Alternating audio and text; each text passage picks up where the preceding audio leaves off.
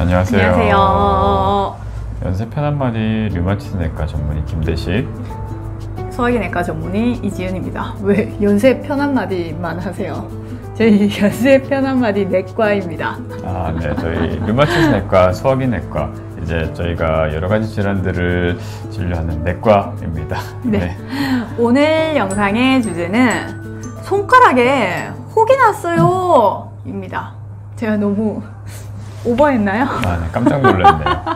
네, 손가락에 뭔가 이제 손에 혹이 생긴다, 돌기가 생긴다, 놀랄만 하죠.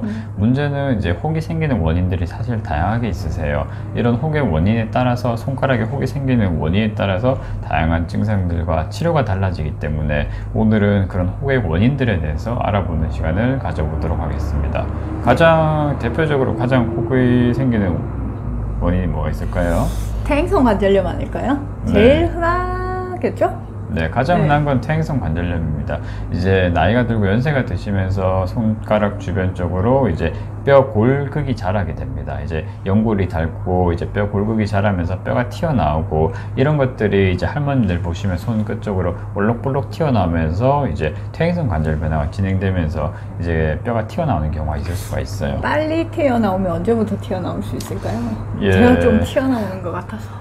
젊은 분들도 많이 쓰면 생기는 경우가 있을 수가 있고, 젊은 분들도 이제 그 손가락 끝쪽으로 볼록볼록하게 튀어나오는 분들이 있어요. 이게 통증이 많이 심하지가 않으면 경과를 좀 보셔도 되고, 근데 또 이제 퇴행성 변화도 많이 진행되면 이게 또 점점점 비틀어지면서 휘어지고 그 모양이 안 예뻐지고 기능적으로도 지고 쓰는데 불편하실 수가 있거든요. 또 문제는 그 퇴행성 관절염 중에서 염증성 퇴행성 관절염이라는 게 있는데, 이런 경우에는 연골 손상이 많이 커지면서 그 손 통증이 많이 심해지고 그 다음에 손 변형도 심해지는 경우가 있을 수가 있습니다. 약을 써야 하나요? 네, 그렇죠. 모든 퇴행성 관절염이 무조건 다 약을 드셔야 되는 건 아닌데, 염증성 퇴행성 관절염 같이 연골 손상이 심하고 손 변형이 심하게 진행되는 분들 같은 경우에는 저희가 진행되는 것도 막고 증상도 완화시킬 수 있도록 약을 조절합니다.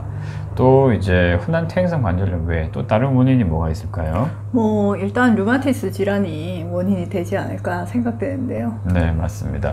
이제 흔한 류마티스 질환들 중에서 류마티스 관절염이 있을 때 흔히 손가락이 붓고 아프다. 그 외에도 그 손가락 쪽으로 이제 혹이 튀어나오는 류마티스 결절이라는 게 생길 수가 있습니다. 류마티스 결절은 흔히 이제 손가락이라든지 그 팔꿈치 이런 데도 생길 수가 있고, 이게 또 뭐 폐라든지 다른 장기 쪽으로도 생길 수가 있어요. 문제는 류마티스 결절이 초기 단계에서 손가락 쪽으로 생기면 이게 단순한 손가락 혹이라든지 아니면 퇴행성 관절염과 크게 그 혼동이 되는 경우가 있을 수가 있기 때문에 꼭 그런 증상들이 있으면은 체크를 한번 해보셔야 됩니다. 이게 만에 하나 류마티스 결절 같은 것들이 침범이 돼서 그런 거면은 이게 또 병이 진행을 하겠네요. 그렇죠. 뼈 손상도 생길 수가 있고 합병증이 생길 수가 있어요. 그렇기 때문에 체크를 해야 되고, 또 그 외에 또 단순 결절종 그런 경우에는 사실 크게 문제가 안 되는 경우가 많죠. 이제 양성 호기적 결절종 이런 것들이 손목이라든지 손가락에도 생기는 경우가 있을 수가 있는데, 이런 것들도 이게 많이 커지면은 정형외과 가서 뭐 절제하는 수술을 할 수도 있고 뭐 크게 문제가 안 되는 경우가 많습니다. 그런 것들은 양성 질환은 크게 문제가 안 되는데, 또 문제가 되는 거는 우리가 요산이 침착되면서 쌓이는 통풍이 있을 수가 있죠. 그렇군요. 요상 결절이 손가락에 생기는 경우도 있죠. 네, 그렇죠. 통풍이 흔히 이제 초기 단계에서는 대부분 발이라든지 발가락 쪽으로 잘 생깁니다. 그런데 문제는 요산이 계속 침착이 되다 보면은 발 외에도 전신 관절 어디든 다 생길 수가 있어요. 이런 것들이 역시 손에도 침착이 되면은 이제 통풍 결절이 손 쪽으로 진행됩니다. 이거 많이 심하신 분들은 굉장히 심한 분들이 많고 뼈 손상까지 가잖아요. 그렇죠. 염증이 반복되다 보면 이제 뼈가 조금씩 삭기 시작해요. 뼈가 조금씩 삭으면서 손가락 뼈도 역시 관절 손상이 생길 수가 있고, 결절이 많이 심하면은 일상생활이 힘들어지는 분들이 많기 때문에 그런 경우에는 저희가 수술까지 권유하기도 합니다. 그렇기 때문에 역시 통풍 결절도 손가락 쪽으로 생길 수 있겠고, 이런 경우에는 조기에 빨리 요산 녹이는 치료를 하게 되면은 예후가 좋은 경우가 있을 수가 있어요. 네, 그리고 그 외 다른 다양한 류마티스 질환들이 역시 또 손에 혹을 유발할 수가 있죠. 또 그 전신 경화증 같은 경우에도 혹처럼 이제 침범되는 경우가 있을 수가 있습니다.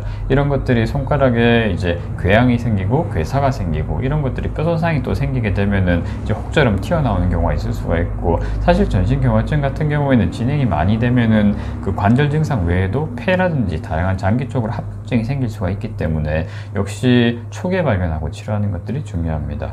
또 이제 처음 말씀드렸던 퇴행성 관절염이 사실 퇴행성 관절염은 누구나 다 진행이 되실 수가 있는 거예요. 근데 이 퇴행성 관절염이 류마티스 관절염이라든지 다른 자가면역질환과 동반되는 경우에는 단순히 이게 그냥 퇴행성 변화겠거니 하고 놔두게 되다가 실제로 면역 기능 이상이 생기면서 다양한 합병증들이 생길 수가 있기 때문에 역시 맞습니다. 그런 것들도 감별이 필요하겠습니다. 할머님들 오셔가지고 뭐 다른 문제로 오셔가지고 진료 보시다가 손이 막 변형이 있어가지고 손이 변형이 되셨어요. 이거 검사해 보셔야 합니다. 라고 이야기하며 늙어서 그렇지 뭐 하면서 검사를 안 하시겠다고 하시는 분들 많은데 의외로 검사해 보면 류마티스 관절염 있고 하시는 분들이 있습니다. 그래서 꼭 검사를 해보시는 게 뭐 좋겠죠? 그렇죠. 네. 사실 손가락에 혹이 생길 수 있는 다양한 원인들이 있는데 그런 것들 중에서 말씀드린 결절종이라든지 크게 놔둬도 문제가 안 되는 병들이 있고 혹시 이게 놔두게 되면 여러 가지 합병증이 생기고